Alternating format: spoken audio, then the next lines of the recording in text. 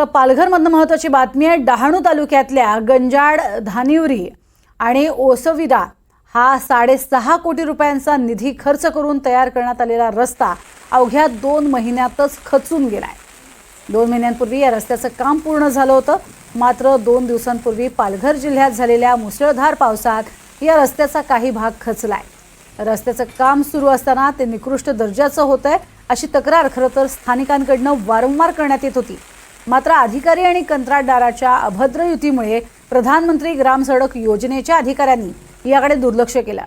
त्यामुळेच हा रस्ता खचल्याचा आरोप आता स्थानिक नागरिक करतायत। त्यामुळे जिल्ह्यात रस्त्याच्या कामांमध्ये मोठ्या प्रमाणात भ्रष्टाचार होतोय हे यातनं सिद्ध होत असल्याचं स्थानिक सांगतायत।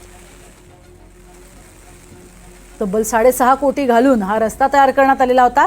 केवळ 2 महिन्यांपूर्वी हा रस्ता तयार करण्यात आला, मात्र धोधो पाऊस या भागामध्ये कोसळतो आणि या पावसात हा रस्ता अक्षरशः आपण बघतोय खचलेला पाहायला मिळतोय।